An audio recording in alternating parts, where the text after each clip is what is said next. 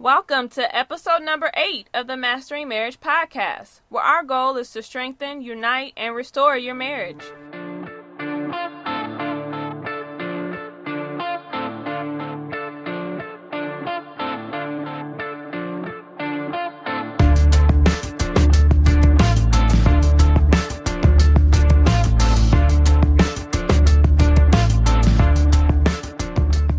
Hi everybody, my name is Amanda Taylor, and together with my husband David, we are the co-founders of MendOurMarriage.com. And our goal is to break the back of divorce by bringing married couples together to be accountable, keep the passion alive, and expose the hidden issues that try to rip marriages apart. And we are back in the booth with another listener's question, here again with me, Amanda, and my co-host, my best friend, and my husband, David Taylor. Yeah. We're back. Episode number 8. Welcome. And Hey. Before we get started with another question that we'll be reading, we'd like to kind of do some house rules real fast. First, I want to let you guys know that instead of doing 5 days a week, we're going to be doing 3 days a week. So we're going to be releasing the episodes 3 days a week, Mondays, Wednesdays, and Fridays, okay? And so we're putting that out in the air so that everybody knows has an expectation of when the shows will be aired. So Mondays, Wednesdays, and Fridays, okay? 3 days a week. And we decided to do that because 5 days a week can get a little busy for most people's schedule, and we don't want you guys to get behind on the shows. So we figure do 3 days, give you guys those extra days to catch up on the shows that you've missed, and then we'll be all good. Now that that's done, I would like to say that this episode number 8, is brought to you on behalf of MendOurMarriage.com. And we are happy to provide services for you and your spouse. That's right. We just released another video, 2 days ago? Yeah, it was fun too. Yeah, it was really fun. We got a really good turnout, response for that on Facebook. But the extended version for the members is the best. Oh my God. Y'all got to listen guys. The only way to get the extended, I'm hype. I'm turned up. I see. The only way to get the extended version is to become a part of the Mend Our Marriage membership community. Exactly. And you have 3 options to choose from. The lowest being just the fitness portion, which is just $10 a month. Really basic, but you have access to those videos. And this one is really good. This video was one of my favorites. So, y'all get to see Mandy doing some shoulder presses and stuff like that. But anyway, check it out on the website, www.mendourmarriage.com/membership. Okay, so I am going to read a listener-submitted question. Let's go ahead and get that read. And then we're going to provide some feedback for you. So, here it is. I'm just having a difficult time forgiving myself for past mistakes that I've made years ago when I was still young and a teenager. As far as cheating and lying, we were both guilty. Now that I am older and with the same person, sometimes I feel as if I'm not worthy enough of his love, like I can't forgive myself, or that I'm not enough for him. I'm not able to communicate like I should and talk about how I feel. Rather, I assume he should know how I feel. And so that's pretty much the question there. Mm-hmm. It's a lot inside of that. Right. But we have some tips for you. As a matter of fact, we have 6 tips and then a bonus extra tip. Okay? Sounds good. Let me just go ahead and get started. You mind if I do the first tip? Go right ahead. Because I get a little excited about this one. Good. Okay, so first off, and we're going to focus on the forgiveness portion of this question because there's a lot inside of it, but we're going to focus on forgiveness. And mainly, how do I overcome forgiving myself? How do I forgive myself and move past my past issues? Right. Okay? So we're going to do it that way. And often, if I could talk about this really briefly, do you mind? Go ahead, baby. Okay, often, past issues and a lack of forgiveness becomes the blockages that we have in our current relationships. And so if you can't forgive yourself, it's going to be extremely hard for you to move forward and free yourself up enough to love or be loved by someone else. That's right. That's all I want to say. No, that's good. That's really good because if you are struggling with forgiving yourself, you're always going to be insecure. You're always going to feel less of a person. Yeah. And so anything will trigger those emotions. Yeah. So anytime your spouse even in the slightest bit rejects you or is, mean to you or aggressive with you, you are going to take that and internalize it like it's something wrong with you. Yeah. And so let's talk about how to overcome forgiveness. The first step is this. And remember, we got 6. The first step is this. Decide to forgive yourself. That sounds basic, right? Now, let me go into why I say decide to forgive yourself. Actually, decide comes from a Latin word. And the Latin concept of decide or decision actually means to cut away. Right? I don't know. Did you know that, baby? I think I heard it before. Okay. Yeah, the Latin word decision literally means to cut away. So it's like cutting away that part of you that was holding you back, if you think of it like that. That's You know what I mean? stuff. Yeah, it is pretty decent. You know, and I got me some notes here.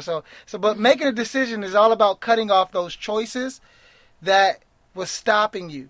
And so it's like cutting off that thing that is blocking you from making progress in your life. And once you make the decision, whether it's to stop cigarettes or to stop splurging money or to stop drinking alcohol or whatever, to stop cursing, it has to be done. Now, the beauty of decision and the curse of it is making decisions is like muscles. It's like your regular muscles. We all have a decision-making muscle. And the stronger your muscle is for making decisions, the easier it is for you to stick to the decision that you made. So if you make a decision to forgive yourself, which is step 1, it has to be done and done.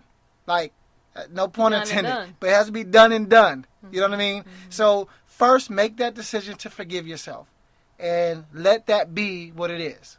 So for this listener who's having trouble doing that, do you have a quick point you can give her or advice to help jumpstart this process? The jumpstart the process of making the decision? Yeah. It's really simple. And often, you know, we make it more difficult, but the decision, the first step in making a decision is to say, I forgive myself. I know that sounds basic, like too simple, but really it is just that simple.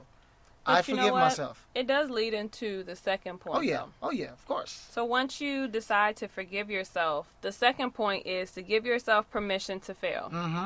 So once you make that decision to forgive yourself, if you feel like you're slipping back into that depression or feeling guilty or feeling like you're worthless, give yourself permission to fail, but get right back up. Yeah, and here's the thing about giving yourself permission to fail. It normalizes the human experience. Right. Everybody fails. Exactly. Everybody. The baby that first learns to walk will fail its very first time. Exactly. I don't know. Maybe you came out the womb walking. Did you come out the womb walking? No, not quite. But anyway, think about that. I mean, give yourself permission to have hiccups. And if I can just interject there, when you give Interject. yourself... when you give yourself permission to fail, you also are coming up with solutions and strategies for how not to fail in that same way again. Yeah, so hopefully you're learning from your failures. So, you know, each time you fail, then you can say, okay, I'm going to make that decision again to forgive myself. But, you know, how did I get out of that slump? You know, so for me, you know, when I had to make a decision every day, when I was forgiving my husband, when we were trying to mend our marriage, Ooh. okay, you know, there were certain strategies that I put in place to help me not go back to that place of unforgiveness. And you had to make the decision every daily. day. It wasn't just a one and done. Right. You had to make that decision and then remake it the next day. So now I have, Wow. you know, a box full of strategies and jewels and tokens to give other people. Maybe I need to write a book out of it. So I just say book is coming soon. Okay, book is coming.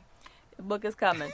But definitely, you have to take those failures, learn from them, and then have those things to be able to speak into other people. Yeah, and that's good. That's good. So let's move on because I could tell this show is going to be a little longer than normal. So let's move on to the third one, which is use your failures to your advantage. Exactly. Like, literally, every time you fail, that's an opportunity that you've gained additional knowledge. So think of your failures as opportunities to learn new information. And we'll get to those, like the specifics in the membership podcast. But for now, just know that don't take a failure as something negative. See it as something that adds value to what you have to offer. Exactly. And so, matter of fact, let's make this very practical. right now, what I want you to do is write down 3 of the most important things that you have learned from your past failures. Okay? So write those things down, and I want you to look at them every day. Look at them every day, okay? But anyway, we're gonna move on because I don't want to. I'll get deep in that. You will. That puddle was deep. Okay, go ahead, baby. What's number 4? Number 4 is encourage yourself. Mm-hmm. Okay, so once you make the decision to forgive yourself, Mm-hmm. and you give yourself permission to fail, Mm-hmm. and you say, okay, I'm going to make this decision every day, no matter what I come up against, I'm going to make this decision every day. Mm-hmm. In order to strengthen yourself so that you will be less likely to fail again, you have to put things in place to encourage yourself. Yeah. So, for instance, music. That was a big thing for me. There were certain songs and tunes that were uplifting and empowering, Mm-hmm. and I had to play those things over and over and get those in my spirit. Yeah. So when there was something that was trying to speak to me from the outside, that was negative, telling me to give up, then the words that I had already jam-packed my spirit with Preach it. push those negative things out. Mm-hmm. So I said, no, and they would not stay there. Whereas if you constantly are concentrating on the negativity and the depression and, and feeding your mind with those negative things. exactly. Yeah. If you're continuing to brood over those things, they will take over you. Yeah, so the opposite, what Mandy is saying is just as well as encouraging yourself for work, the opposite is also true. So watch what you watch what you say, watch what you listen to. And watch who you're around and who you're talking to. Which leads to the 5th point, is surround yourself with people who will serve as a positive influence. Right, a support system. No leeches, nobody that's going to just be the yes man, but people that's going to allow you to be able to see your issues and grow through your issues. Right, you want people who are going to be objective. Mm-hmm. Okay, that's really important when you're in a relationship. Yeah. You have somebody from the outside who is not going to take sides and pump you up or pump him up, but actually be able to be objective in the situation and also be positive about the situation. Yeah. Good. Okay. That's good. That's good. Now, baby, go ahead and do number 6 while you're at it. Number 6, our tip for number 6 is learn to love you. Mm-hmm. Figure out who you are and why you exist. Mm. Learn to build yourself up. So this is all about finding her purpose. Correct. All about finding her purpose. Now, and we can spend hours and hours on this because this is huge. And I believe knowing your purpose will help you know who and how to be throughout life. Exactly. And in your relationship. If you don't know your purpose, how can you know what position to play in your relationship? Right, and if you don't learn to love yourself first, then you can't love your spouse anyway. Yeah, because there's a Jewish proverb that says, love your neighbor as you love yourself. Actually, Jesus says that, right? Correct. And so if you don't love yourself, then how can you give love to someone else? Exactly. Deepness. I mean, we can play in that puddle too, but we not. Exactly, and so when you have those voices that try to come in and tell you who you know you're not, then those things will be like a foreign language to you. Yeah, exactly. So again, once you decide that, okay, I know who I am, and you're confident in that, then those things can no longer influence you. You'll just push them right out and not good. agree with them. That's good. Now, here's the bonus tip. If you see yourself still struggling with past issues, past trauma, past pain, it may behoove you to go out and seek professional help. And I know it may be taboo in some communities, but as a mental health counselor and doing this for the past 10 years and a life coach, this stuff works wonders when you find the right person. So don't take that as an option off of the table. Look at it as something that may be able to help you if need be. So, but there you have it. There's those 6 plus 1 bonus tip on how to overcome forgiveness. We're done, guys. So we would appreciate you guys if you go and leave an honest review in iTunes, leave a rating in iTunes. Check us out on Facebook. Check us out on the website. Anything else, baby, before we close the show? No. I just wanted to recap them real quick and just read them. Okay, so number 1 is decide to forgive yourself. Number 2 is give yourself permission to fail. Number 3, use your failures to your advantage. Number 4 is encourage yourself. Number 5 is surround yourself with people who will serve as positive influence. Number 6 is learn to love you. And number 7, which is our extra, is if you are still struggling over your past issues, you may want to seek out professional help. There you go, guys. We appreciate your time, your energy. Thank you, y'all. We'll meet you back up on Friday, guys, all right? All right. We out, y'all. Deuces. Deuces.